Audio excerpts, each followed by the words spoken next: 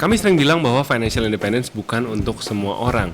Setelah pulang dari Jepang ini, kami ketemu bukti hidupnya. Kami akan ceritakan di video ini.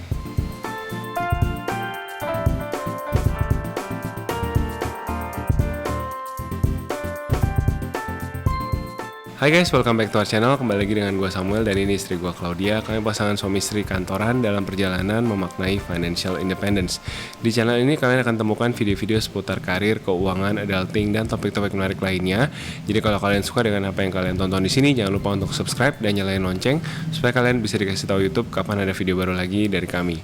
Nah, jadi kami baru balik dari Jepang lagi. Kali ini acaranya ada business trip, ada kerjaan, aku ada kerjaan, terus kami juga extend beberapa hari di sana.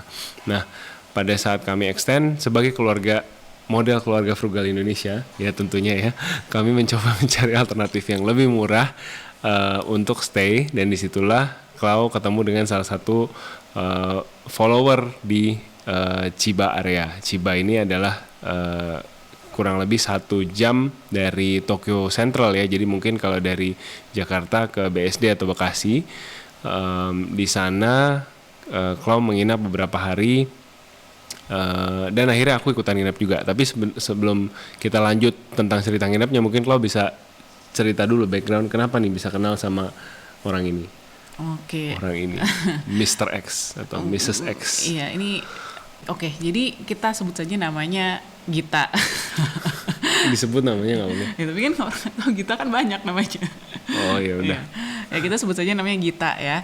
Nah ini pertama kali Gita pertama kali kenal Gita karena Gita follow aku di Instagram. Dia baca salah satu story tentang sandwich generation, dan ternyata cerita ini cukup resonate ke Gita walaupun dia sendiri bukan sandwich generation gitu. Dia ngerasa cukup terharu lah ya gitu, dan dia wants to get to know more of me gitu ya. Ya udah, jadinya mulai sejak itu setahun yang lalu kita jadi sering ngobrol-ngobrol di DM, terus juga jadi kenalan. Dan aku tahu dia mahasiswa S3, suaminya juga S3, punya anak 1 cowok seumuran Hana, dan mereka lagi sekolah di Chiba gitu. Jadi dua-duanya itu anak scholarship, anak beasiswa.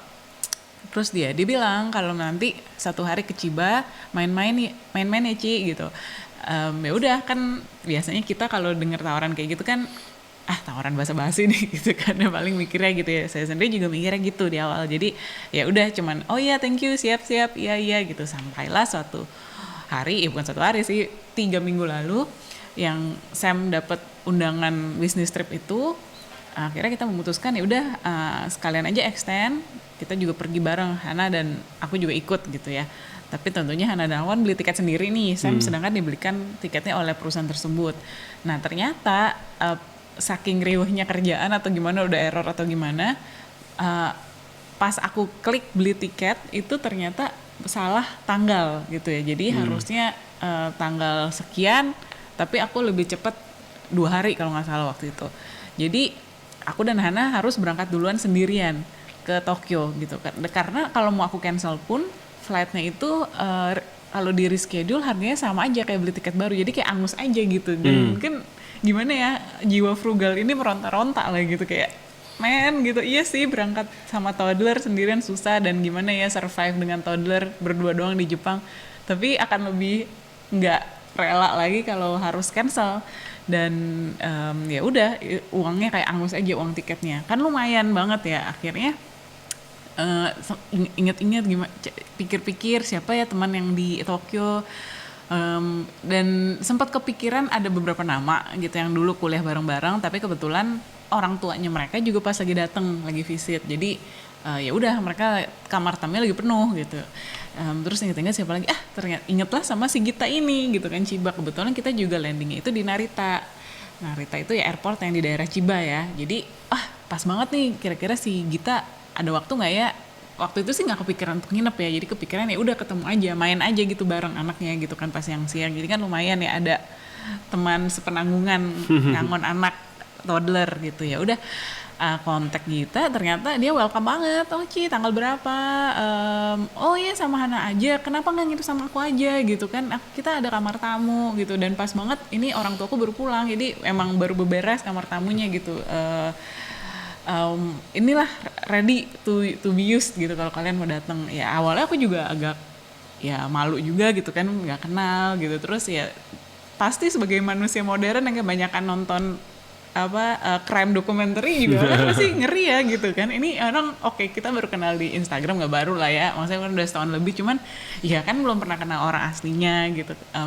Ini orangnya beneran ada nggak nih gitu kan, beneran cewek nggak nih gitu kan, tontonnya pas ketemu siapa gitu Lain. kan.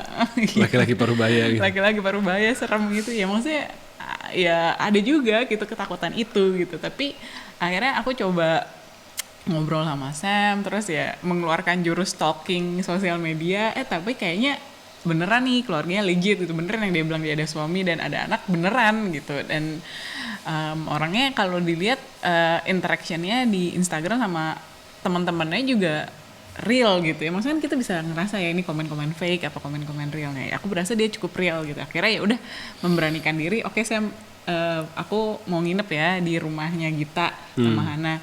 Ini alamatnya, ini nomor HP-nya, pokoknya begitu gue landing di Narita, kalau gue nggak ada kabar dalam 1 jam, lu tahu lu harus cari siapa ya, telepon polisi, pokoknya kayak gitu ya, maaf ya gitu.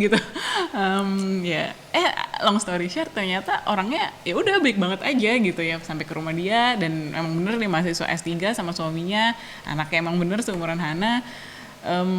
Dan ya udah, memang orangnya senang hosting, senang berteman, ramah banget gitu, orangnya pintar masak, rajin masak.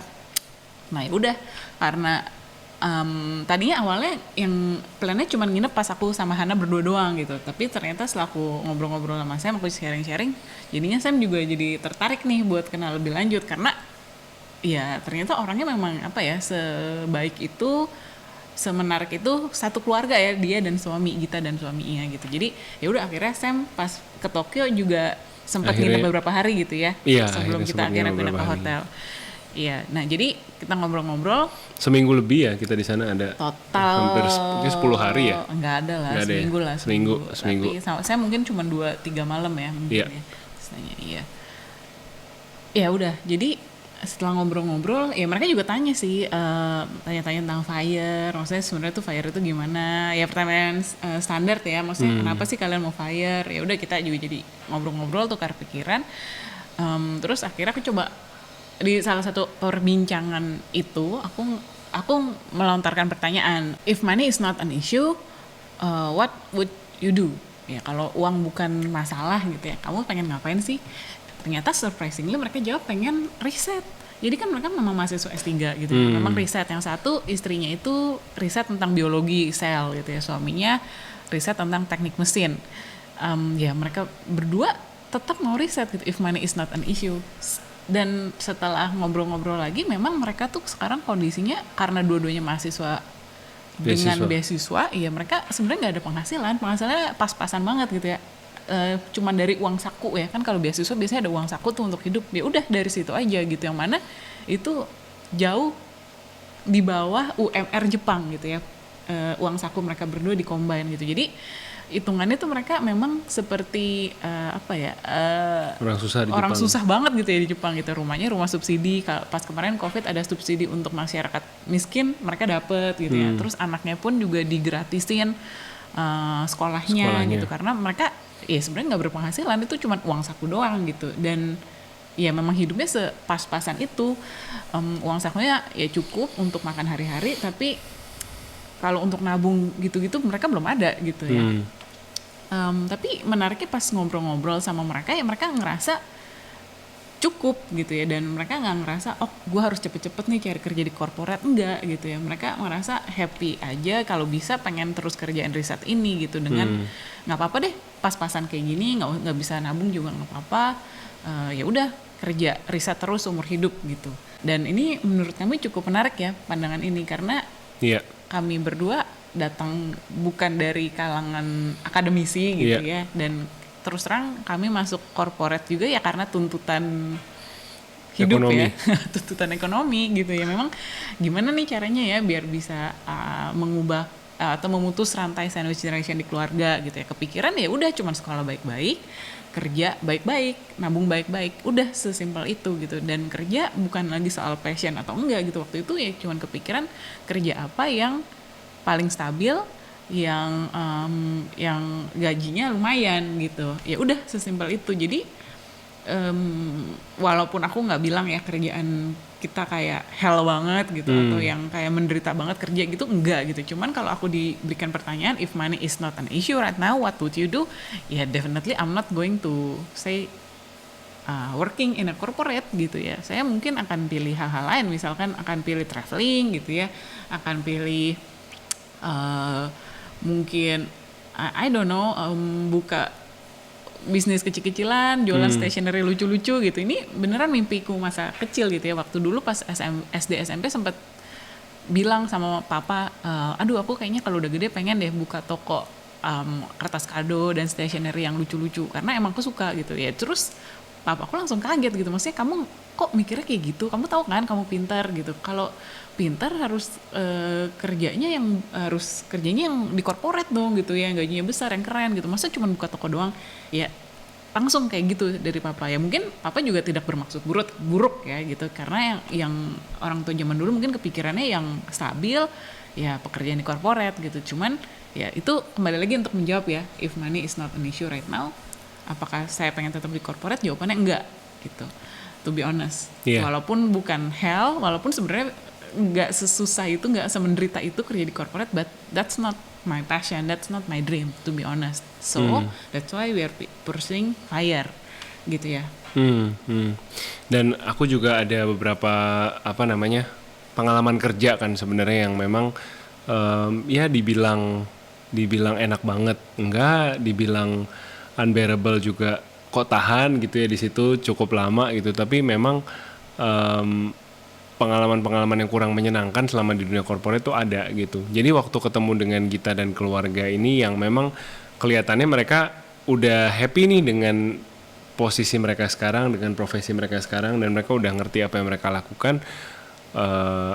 Oh iya ya, kami sering ngomong ya bahwa FIRE itu bukan untuk semua orang, dan mungkin memang untuk orang-orang seperti Gita dan mungkin kamu yang nonton gitu ya hari ini, mungkin ya FIRE is not for everyone gitu, bukan untuk kalian. Jadi FIRE itu kan financial independence, retire early. Financial independence sih sisi depannya ya, itu menurut aku pribadi tetap bagus untuk dipersu untuk semua orang gitu, untuk kita bisa ngatur keuangan gimana sih, untuk kita bisa punya ruang supaya keuangan kita lebih sehat, gimana sih caranya, gimana kita punya penghasilan lebih untuk punya kehidupan yang lebih oke gitu, tahu tabungan yang lebih banyak tuh gimana caranya, itu oke gitu. Tapi untuk early retirementnya, nah ini yang aku lihat mungkin beda-beda nih aplikasinya buat orang-orang, karena untuk orang-orang seperti kita dan keluarga yang memang hidupnya udah untuk riset dan suka dan tahu bahwa memang dia ada di ekosistemnya dia lah, udah ada tempat ya memang ngapain retire gitu, dia nggak perlu ngejar retire early-nya cepat-cepat, justru dia harus banyak-banyak berkarya di situ. Gitu. Justru pengen riset terus umur hidup gitu kata mereka. Gitu. Se-enjoy itu sih mereka sama kerjaannya gitu. Yang nggak apa-apa sepas-pasan itu hidup dari paycheck to paycheck. Mereka cukup dan willing to do that gitu. Betul. Dan nambahin sedikit tadi kan kalau financial independence itu basically kita harus punya investasi yang hasilnya itu bisa mengcover biaya hidup bulanan gitu ya. Tapi untuk bisa punya tabungan atau investasi tersebut kan sebenarnya kita juga harus mengejar income setinggi-tingginya sambil menekan pengeluaran. Jadi nabungnya bisa sebanyak-banyaknya. Nah, tapi tidak semua orang ada di jalur pekerjaan yang seperti itu gitu ya. Maksudnya seperti kita, ini kan jalur pekerjaannya ya udah cukup aja gitu. Uang saku dari scholarship atau nanti mungkin dari hasil riset ada uang ya cukup aja gitu ya. Bukan seperti engineering gitu ya misalkan, atau seperti yang kerja di corporate di mana kita bisa climb the corporate ladder ya, mungkin gajinya bisa sampai misalkan masuk 5 juta bisa jadi 100 juta, bisa jadi 200 juta gitu ya. Dan kalau mengatur pengeluaran dengan baik bisa nabung banyak gitu. Tapi tidak demikian dengan Gita, di mana ya karena dia udah pas-pasan, mau dia hidup sehemat-hemat pun, dan dia hemat ya, dia sangat hemat, dia suka belanja barang pre-love, dia meal planning, selalu bawa bekal dari rumah. Tetap nggak bisa nabung gitu karena memang sengepas itu gitu. Jadi memang apa ya, gaya hidup untuk bisa earn sebanyak-banyaknya, nabung sebanyak-banyaknya itu juga tidak belum tentu semua orang ya punya tidak akses ke situ gitu. betul, dan itu nggak apa-apa banget gitu ya, karena kita pun happy banget gitu, happy aja dan senang-senang aja dengan kehidupan yang sekarang gitu. Dan yang aku lihat juga dari Gita ini adalah dia bukan sandwich generation gitu, jadi dia apa ya ini bahasa dia sendiri ya, memang dia merasakan dia bersyukur seenggaknya tidak harus menanggung beban support orang tua gitu. Jadi yang dia pikirin ya udah gimana caranya gue support diri gue sendiri dan bisa support anak gue nanti gitu, at least biar anak gue bisa sekolahnya sama lah seperti gue gitu ya. Ya udah, jadi mungkin itu juga yang membuat dia bisa lebih fokus mengejar passion, bukan cuman sekedar mengejar cukup atau materi gitu ya. Kan ya tadi itu beda ya, kalau misalkan kita coming in from a sandwich generation family ya, saya sih gitu, saya juga beban gitu ya, punya rasa tanggung jawab harus support orang tua nih gitu, udahlah nggak usah ngomongin mimpi-mimpi dulu gitu. Tapi berbeda dengan kita gitu, yang orang tuanya bilang ya kamu bisa kejar mimpi kamu, cita-cita kamu mau ubah dunia, kamu mau riset, kamu mau mengejar ilmu pengetahuan, ya silakan gitu, it's okay, don't worry about us, about the, parents gitu kan, karena ternyata parentsnya kita ya bisa support diri mereka sendiri gitu. Kita ya fokus aja kejar mimpinya untuk riset.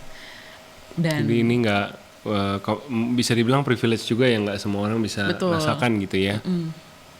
Jadi ya mungkin ini untuk generasi di depan kita lah gitu ya, maksudnya kita yang sandwich generation mungkin memang kita belum punya privilege gitu ya untuk mengejar mimpi dari awal, tapi kita bisa loh kerja keras terus untuk memutus rantai sandwich generation, jadi nanti anak kita itu setidaknya dia nggak usah terbeban lagi gitu ya untuk mikirin gimana caranya nanti support orang tua gitu ya. Udah dia bisa fokus aja, hidup saya mau apa gitu, saya mau kontribusi apa untuk society, untuk dunia gitu. Jadi di keluarga kita ini juga kami ngelihat dari interaksi kita dengan orang tuanya, kan selama kita tinggal di sana dia video call sama mamanya gitu. Kita ngelihat juga dari cerita-ceritanya tentang keluarganya bahwa ya kalau kita parenting dengan benar gitu, kalau kita lakukan bagian kita sebagai parent, nanti anak-anak kita bisa menikmati hidup yang tadi mungkin lebih bebas resiko gitu. Dia nggak harus pikirin orang tuanya sakit harus kayak gimana, dia nggak usah pikirin nanti orang tuanya nggak ada penghasilan gimana gitu, karena kita di generasi kita sudah bertanggung jawab, sudah menyelesaikan bagian kita gitu, at least memikirkan sampai mensupport hidup kita sendiri gimana gitu. Iya, jadi memang kita ngelihat bahwa there is a parenting done right di keluarga kita gitu ya.